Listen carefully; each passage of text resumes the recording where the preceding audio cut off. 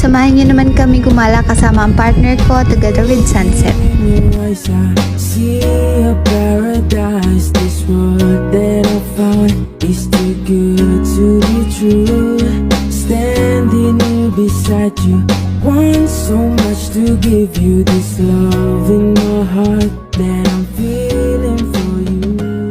At sa point na nga yan is nagsasabi na siya na parang gusto niya daw maglaro. Umayos ka, pantubig natin yung gamit mo.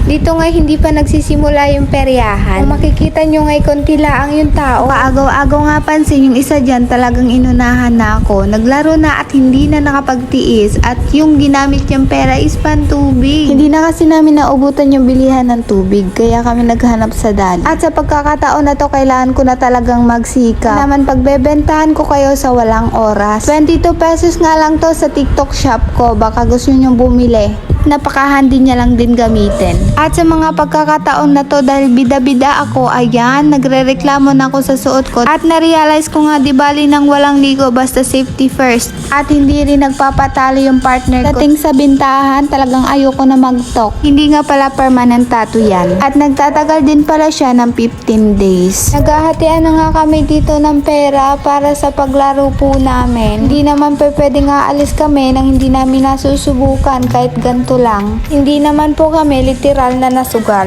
Only just for fun. At pagkatapos din po nun ay umalis din po pala kami. Ay, hindi pala. Ang goal po talaga namin is makuha yung unggoy na kamukha niya. Syempre, joke lang, pogi-pogi niyan. At dahil wala nga kaming napala, so ayun, umalis din kami pagkatapos. Fast forward.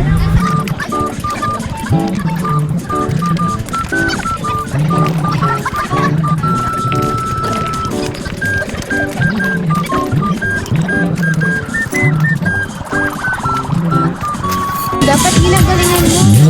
Gusto ko makakuha ng unggoy.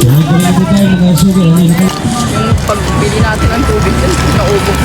Ayan, pagkatapos nga niya magreklamo, lumabas na nga kami. At lumabas kami ng bigo. Walang unggoy akong nauwi. Yung isa lang. Pagkatapos nga lahat ng pangyayari, nag-shopping kami sa Dali. Nag-shopping kami ng Wilkins para pag uwi namin, kinabukasan, yung skin namin fresh. 2 galon na nga pa pala yung winili namin para tig-isa po kami. Kasi yung kalahati, pang inumin, yung kalahati, pang ligo. Ganyan kami kasosyal. Bumili na nga rin po pala ako ng cream silk, ayan, para sa mga garapatan ni Tonet. At syempre hindi din dapat nawawala ang Colgate po natin. Sinamahan ko na nga rin po pala siya ng cotton buds para hindi siya mabingi. Bili na rin ako ng prutas para more vitamin C, o diba? Pero 2 lang yan kasi naka-budget kami. O at least nakadali. Bibili na rin sana ako ng alak para tumba agad. So ayan, hanggang dito na lang. Matutulog na ako. Salamat sa panonood.